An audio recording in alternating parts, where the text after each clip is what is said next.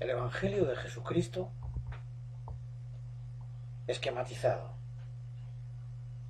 con el objetivo de que podamos comprender con mayor facilidad la grandeza y el gran regalo que Dios ha hecho a los hombres. El primer punto lo vamos a titular la creación. Este esquema del Evangelio de Jesucristo está dividido en 6 puntos. El primero es la creación. En el libro de San Marcos, en el capítulo 10, versículo 6, dice: pero desde el comienzo de la creación, Dios los hizo varón y hembra. Aquí empezó nuestra historia. Dios nos creó a su imagen y semejanza, nos dio un reino y nos puso por señores de ese reino. Más adelante, el hombre y la mujer toman una decisión en contra de su creador. El pecado vino a sus vidas y se rompió la relación con su creador.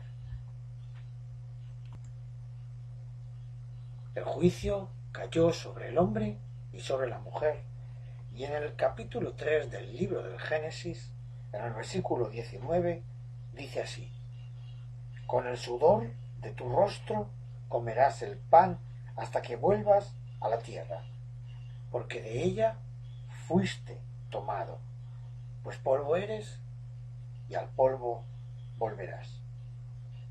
Es muy importante este texto, porque aquí Dios nos indica, a través de su palabra, que la creación construida en 7 días fue desechada por Dios totalmente. El hombre, la mujer y todo cuanto le rodea va a morir. Y Dios no es hombre para que se arrepienta. Dios decretó un juicio, sentenció la creación y la dio por finalizada. Esto tenemos que tenerlo bien presente, porque hay mucha confusión en el mundo dándonos a entender de que el hombre iba a vivir eternamente, o de alguna manera o de otra manera. Por eso quiero que lo tengamos bien presente en nuestro caminar. La creación, el hombre, la mujer, es algo que muere y va a morir y va a desaparecer, porque así lo decretó su creador. Otro de los puntos importantes en esta parte del estudio, en este primer punto titulado la creación, es que así como las religiones indican de que Adán y Eva eran hijos de Dios, tenemos bien claro que en las Escrituras nos demuestran de que no es así. ¿Por qué? Pues sencillamente porque después, como nosotros sabemos, Dios envió a su único hijo. Luego, si Dios solo tiene un único hijo, no tiene más hijos, solo tiene un único hijo. Bien, una de las características en las que tenemos que pararnos para llegar a entender esto vienen descritas en el libro de los Corintios, en el capítulo 15, versículos del 45 al 49, que dice así: Así también está escrito, fue hecho el primer hombre, Adán, alma viviente. El postrer Adán, espíritu vivificante. O sea, nos da a entender que la construcción de Abraham fue un alma viviente, mientras que el postrer Adán, que se refiere a Jesucristo, es espíritu vivificante. Tenemos una clara diferencia. No es lo mismo un alma viviente que un espíritu que da vida. Podemos considerar que Dios dio el espíritu a Adán y a su mujer para formar unos seres en una creación hechos a su imagen y a su semejanza, pero eran almas que vivían, o sea, seres que viven, como vive un animal, vive un perro, vive una gallina o cualquier otro animal. La diferencia es que el hombre fue construido a imagen y semejanza de Dios. La diferencia es clara, por cuanto Cristo es espíritu que da vida. Continúo. Mas no es primero lo espiritual, sino lo natural, después lo espiritual. El primer hombre sacado de la tierra es terrenal. El segundo hombre, que es el Señor, es del cielo. Cual el terrenal, también los terrenales, y cual el celestial, tales también los celestiales. Bien, ¿qué nos quiere dar a entender esto? Sencillamente, así como lo confirma después en el libro de Juan, capítulo 1, versículo 12, dice así: pero a todos los que le recibieron, a los que creen en su nombre, les dio la potestad de ser hechos hijos de Dios. Es decir, así como en el versículo 11 indica que Jesús vino a lo que era suyo, y los suyos no le recibieron, pero a todos los que le recibieron, a los que creen en su nombre, les dio potestad de ser hechos hijos de Dios. Aquí tenemos claro de qué forma son constituidos los hijos de Dios. Cuando un ser natural, un ser terrenal, un alma viviente, descendiente de Adán y Eva en su naturaleza, recibe a Jesucristo en su corazón, es constituido para que pueda ser hecho hijo de Dios. Recibe las capacidades para ser hecho hijo de Dios. Después explicaremos este proceso, pero ahora es importante que tengamos bien presente que Adán y Eva y la creación fueron totalmente anuladas, llevadas a la muerte, y ningún propósito ni ningún fin hay ya en esta creación natural.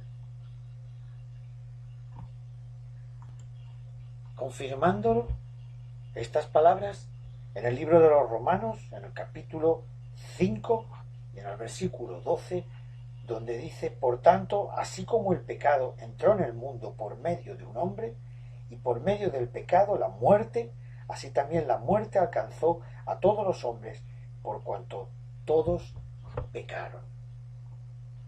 Esto tenemos que tenerlo bien claro. La muerte entró y la muerte matará al hombre natural. No hay propósito, no hay fin, no hay ningún destino del hombre natural, nada más que la muerte. Segunda parte. En el capítulo 3 del libro del Génesis, en el versículo 15, Dios le dice a la serpiente: y pondré enemistad entre ti y la mujer, y entre tu simiente y la simiente suya. Esta te herirá en la cabeza, y tú le herirás en el talón.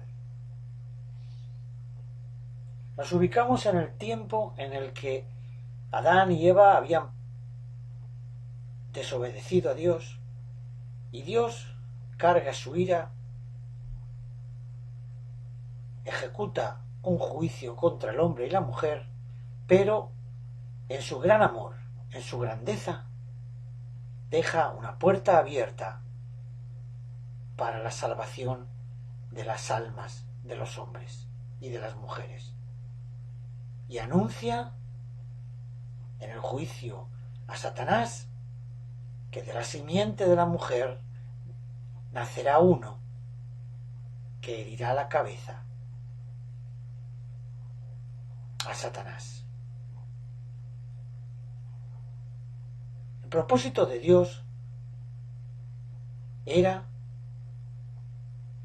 encontrar o quizás dar al hombre una salida. Dios había condenado al hombre y a la mujer a la muerte y en ningún caso iba a echarse atrás. El juicio fue decretado y el juicio se ha de cumplir, porque Dios no es hombre para que se arrepienta. Entonces, ¿de qué forma Dios podía salvar al alma humana? Y como decía, aquí en Génesis 3:17, Dios abre una puerta y da una promesa. Más adelante vemos que esta promesa empieza a tomar forma en un hombre, Abraham.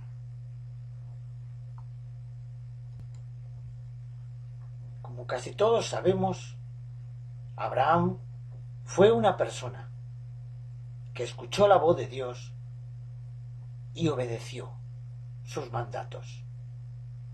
Abraham fue probado por Dios y de esa prueba salió victorioso. Entonces, el Señor, en el libro del Génesis, en el capítulo 22 y versículo 17, Dios le explica a Abraham: de cierto, te bendeciré y multiplicaré tu descendencia como las estrellas del cielo y como la arena que está a la orilla del mar. Y tu descendencia poseerá las puertas de sus enemigos. Aquí vemos cómo esta promesa que Dios le hace a Abraham años posteriores, después de Adán y Eva, conserva la misma estructura que el Señor habló en el capítulo 3, en el Génesis, advirtiéndole a Satanás. La promesa para Abraham era poseer las puertas de sus enemigos. Pero no queda ahí solo la promesa que Dios le dio a Abraham. Y en el versículo 18 de este capítulo 22 del libro del Génesis añade: en tu simiente serán benditas todas las naciones de la tierra, por cuanto obedeciste mi voz.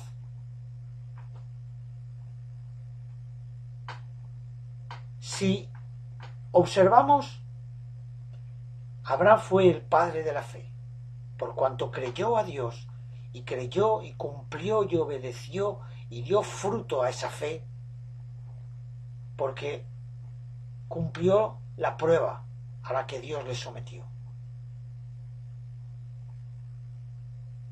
Pero Si entendemos que Adán y Eva fueron maldecidos por Dios a causa de su desobediencia, nos podemos ver que aquí Abraham recibe una palabra que va en contra de esa maldición.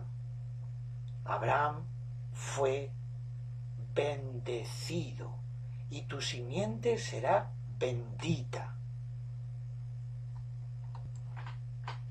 Y sin deseo de prolongar más esta parte, esta segunda parte, porque de todos es conocido que de la simiente de Abraham nace posteriormente una persona. Quiero recalcar, sin entrar demasiado en profundidades espirituales ni bíblicas, que son buenas, pero no es el caso. Lo que pretendo es que conozcamos la estructura del Evangelio. En el Génesis, el hombre peca y con una naturaleza de alma viviente, y Dios decide que ese proyecto se cancela. Entonces, a través de una promesa que viene por la fe, se va a cumplir el proyecto de salvación para el alma humana. Jesucristo. Tercera parte. La voy a titular La ley. Una vez que Dios había conseguido que Abraham fuese fiel, Dios necesitaba, para el cumplimiento de la promesa de esa semilla, un canal hasta el momento, un canal por el cual iba a venir la promesa al mundo. Iba a ser hecha realidad esa promesa que Dios le hizo a Abraham. Es decir, que como que la simiente iba a venir en carne, en la naturaleza humana, Dios iba a necesitar un pueblo por el cual Dios pudiese hacer real la semilla. Dios escogió a Abraham, como todos sabemos, y su hijo Isaac, hijo de fe, hijo de una promesa. Isaac engendró a Jacob, y de Jacob nace el pueblo de Israel, en sus 12 tribus, de las cuales Dios, en especial de la tribu de Judá, vino Jesucristo. Tal estructura que Dios había montado para la venida del Mesías al mundo iba a necesitar de una protección. Es decir, que el pueblo de Israel, del cual iba a venir la semilla, necesitó una estructura que protegiese todo este proyecto. Es como un árbol cuando es pequeño y necesita una estructura que le permita crecer.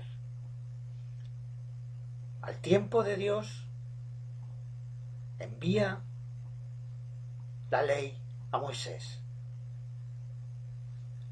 La ley, el único objetivo que tiene, lo vamos a ver en el capítulo número 3, versículo 24 del libro de los Gálatas, que dice así: de manera que la ley ha sido nuestro ayo hacia Cristo, a fin de que fuésemos justificados por la fe.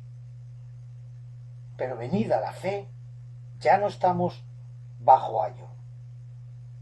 Bien, Esto es importante porque en este punto es donde surgen cantidad de doctrinas, cantidad de engaños y cantidad de problemas. La ley fue esa estructura que protegió la carne para la venida de Cristo. Dios tenía que proteger al pueblo que él había escogido, por el cual iba a venir la semilla de la bendición al mundo, la promesa que Dios le hizo a Abraham. Todo esto queda confirmado y sellado en el también libro de los Gálatas, en el capítulo 4 y en el versículo 4, donde dice: pero cuando vino la plenitud del tiempo, Dios envió a su Hijo, nacido de mujer, nacido bajo la ley, para que redimiese a los que estaban bajo la ley, con el fin de que recibiésemos la adopción de hijos. En este versículo queda claro que el Redentor de nuestras almas, el por el cual íbamos a ser benditos, necesitó nacer de mujer que vino de otra mujer, de otra mujer y de otra mujer y de otros hombres, siempre a través de la línea de descendencia de Abraham, pero de su hijo Isaac, hijo de la fe, hijo de la promesa. Este es el objetivo de la ley: cubrir hasta el tiempo de Dios para que naciera la promesa. Era porque si el pecado hubiera entrado en esta estructura, hubiera dañado el proyecto de Dios. Y Dios protegió con la ley, como dice la Escritura, que ha sido nuestro ayo, nuestro protector. Por lo tanto, una vez llegada la promesa al mundo, claramente en el libro de los Romanos, en el capítulo 6, versículo 14, dice: porque el pecado no se enseñoreará de vosotros, pues no estáis bajo la ley, sino bajo la gracia. Aquí es importante, tenemos que entender los tiempos bíblicos. Un tiempo bíblico, Adán y Eva. Segundo tiempo bíblico, las promesas de Abraham y promesas de bendición, donde surge por primera vez la palabra te bendeciré. Hasta entonces solo había maldición. Bien. Tercer tiempo, la llegada de la ley. Y un nuevo tiempo, la llegada de la gracia. Luego entonces no podemos, y es un error, vivir bajo estructuras de la ley cuando ese tiempo ya ha pasado. Y tenemos un tiempo nuevo, que es el tiempo de la gracia, el tiempo de la bendición.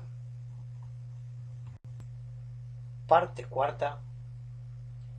Jesucristo, el Hijo de Dios, nacido de mujer. Llegó el momento, llegó el tiempo de Dios para que la bendición fuese efectiva sobre la humanidad. Como ya hemos visto antes, Dios había escogido un pueblo y, en este caso, a una mujer, María. Jesús nace de mujer. Pero vamos a ver cómo en el libro de los Hebreos, en el capítulo 1 y en los versículos del 5 al 6, dice que Jesús fue engendrado por el Padre. Porque ¿a cuál de los ángeles dijo Dios jamás: mi hijo eres tú, yo te he engendrado hoy? Y otra vez, yo seré a él padre, y él me será a mí hijo. Y otra vez, cuando introduce al primogénito en el mundo, dice, adórenle todos los ángeles de Dios. En este versículo tenemos claro que Jesús fue engendrado por Dios, siendo el Hijo de Dios hecho carne. Y aquí empieza la tremenda obra de redención, de salvación para el alma humana, para todos los seres humanos.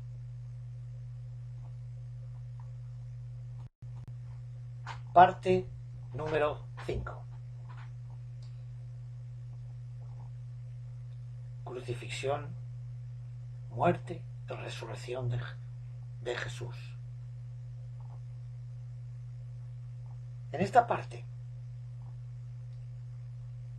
es, para mí, una de las más poderosas de la obra de Dios para nosotros. Aparte del tremendo costo que tuvo para su Hijo, incalculable para nosotros, pero mostrándose, abriendo a la humanidad la bendición, el amor de Dios y la misericordia a una raza caída. Jesús vivió durante unos años una vida natural, sin pecado. Vivió, ejerció su ministerio por el cual dio señales conforme a los textos bíblicos para que las personas que le escuchasen pudieran entender que la bendición de Dios, el poder de Dios, se estaba manifestando al mundo.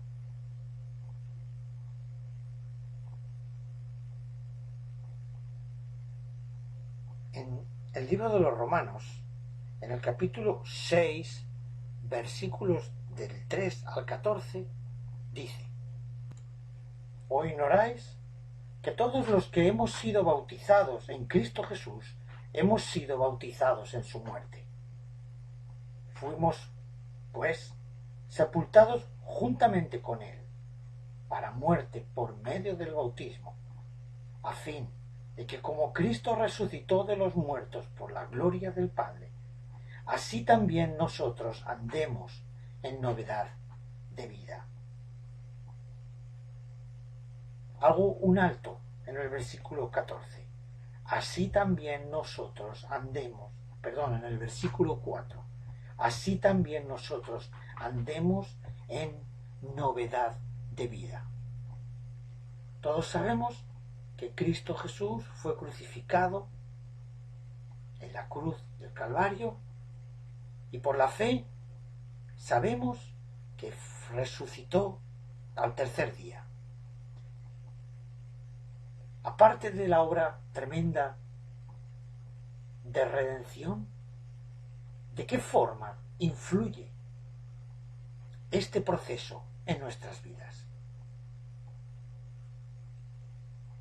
En el versículo 4 dice: fuimos pues sepultados juntamente con él para muerte por medio del bautismo, a fin de que como Cristo resucitó de los muertos por la gloria del Padre, así también nosotros andemos en novedad de vida.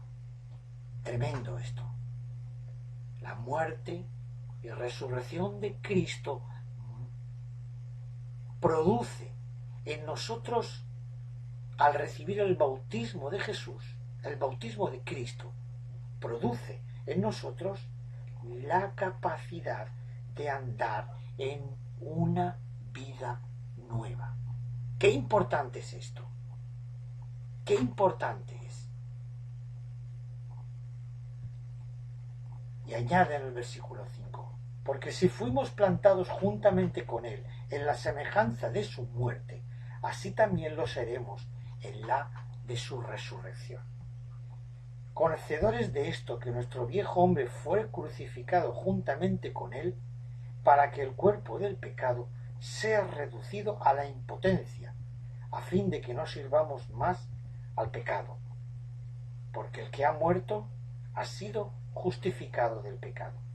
Y si hemos muerto con Cristo, creemos que también viviremos con Él, sabiendo que Cristo, habiendo resucitado de los muertos, ya no muere más, y la muerte no se enseñorea más de Él. Este es un punto tremendo.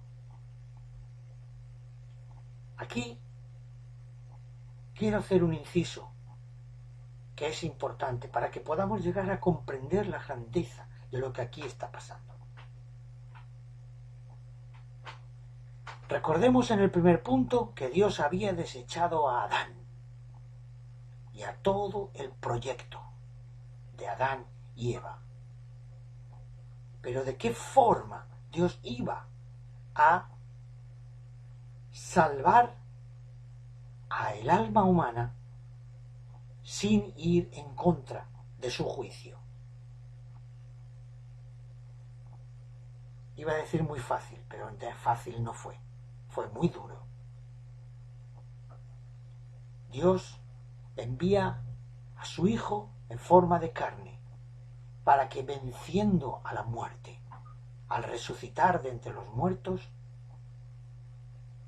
por primera vez existiera un hombre en carne con el don y la capacidad de derrotar a la muerte.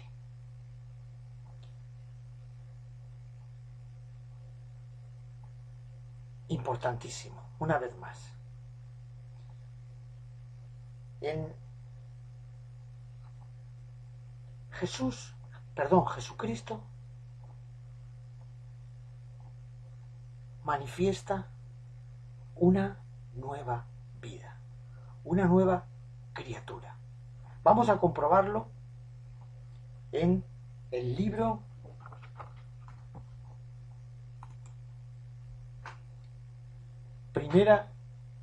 primer libro de la carta a los Corintios, en el capítulo 15 y en el versículo 45, dice totalmente claro: así también está escrito, fue hecho el primer hombre, Adán, alma viviente; el postrer Adán, espíritu vivificante. Y en el versículo 47 dice: el primer hombre sacado de la tierra es terrenal, el segundo hombre, que es el Señor, es del cielo. Aquí está la clave. Aquí está la clave. Adán fue constituido, creado por Dios, como un alma viviente. ¿Qué podemos entender? Sencillamente, un alma con vida. Está bien. Pero ¿cuál es la diferencia con el postrer Adán? Con el nuevo hombre que nace de la resurrección. Espíritu vivificante. Y es del cielo. Esto es tremendamente poderoso. Porque a partir de este primer hombre nace una nueva raza humana. Jesucristo, la primicia de un nuevo ser humano. El primer ser humano que Dios levantó, Adán, condenado a la muerte. El segundo, el postrer Adán, Cristo, espíritu vivificante, venido del cielo. El primer Adán, cautivo, esclavo del pecado y condenado a la muerte. El segundo Adán, el postrer Adán, con el poder para dar vida, con el poder para vencer a la muerte y con el poder para caminar en novedad de vida. Tremendo. Solo que, ¿de qué forma nos afecta este cañonazo, este poder por el cual Dios actúa en la vida del hombre?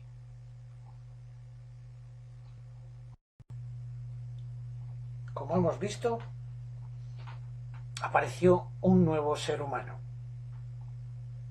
Después de la resurrección, aparece un nuevo ser humano. Jesucristo resucitado. Jesucristo con un cuerpo nuevo. Un cuerpo que ha vencido a la muerte y un cuerpo con unas características que podemos ver en el libro de los Hechos sobre las diferentes veces en las que Jesucristo resucitado se manifiesta al hombre. Pero, como bien decía, ¿en qué nos afecta y de qué forma nos afecta esto a nosotros? Jesucristo fue el primero, la primicia, de una nueva raza que va a heredar la tierra. ¿Por qué? Porque el primer proyecto del hombre fue condenado a la muerte.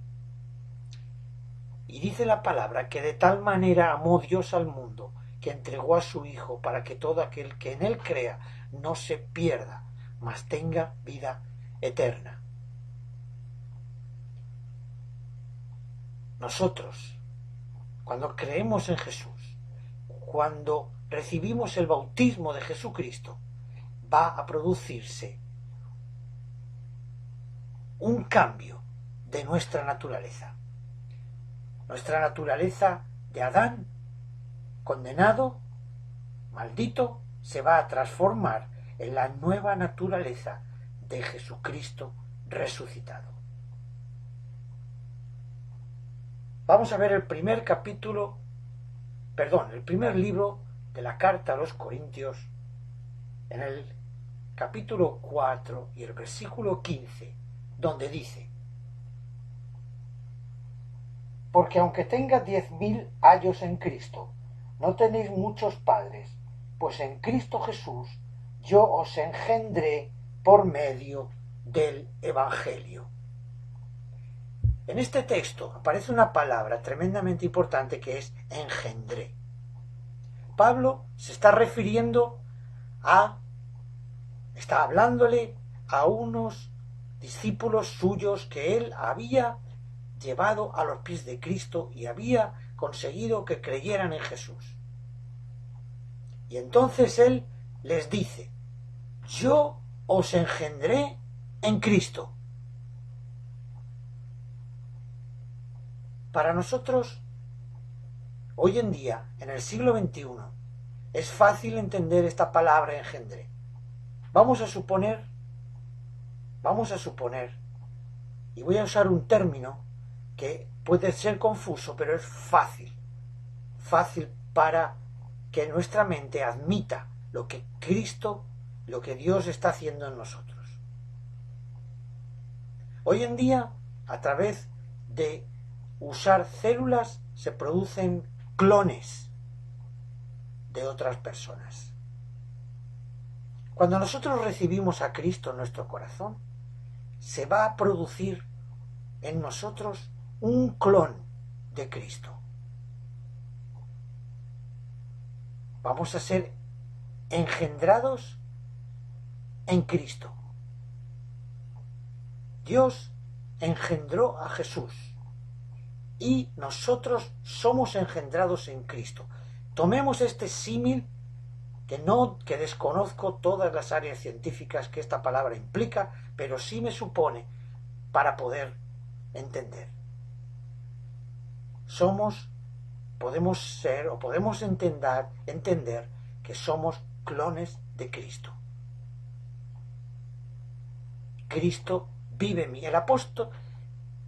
Juan el Bautista en un momento dice: es necesario que yo mengüe para que Él crezca.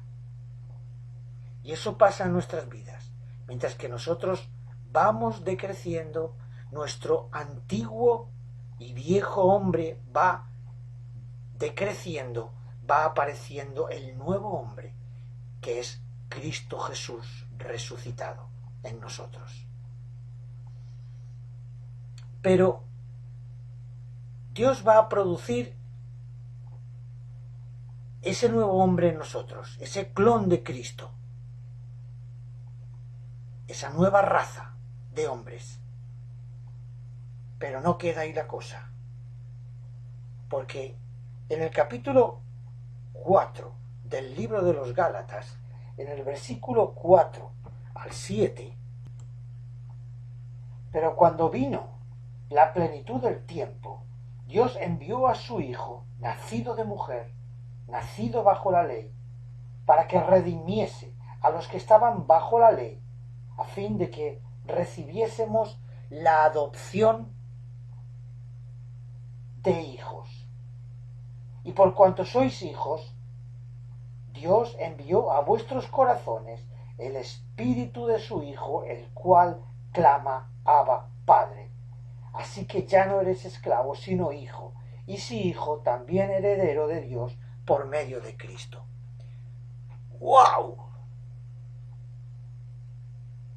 Es decir, que nosotros somos engendrados en Cristo con el símil de un clon. Pero posteriormente Dios reconoce esa nueva criatura, enviándole un espíritu de adopción, el espíritu de adopción de hijo, y nos declara hijos de Dios. Aleluya. Esto es para mí la piedra fundamental del Evangelio de Jesucristo. La obra de redención, la obra de salvación que habilita que podamos llegar a ser nuevas criaturas conforme a Jesucristo resucitado. ¿Almas vivientes? No, espíritus vivificantes, un nuevo ser. A Dios sea la gloria por este gran regalo.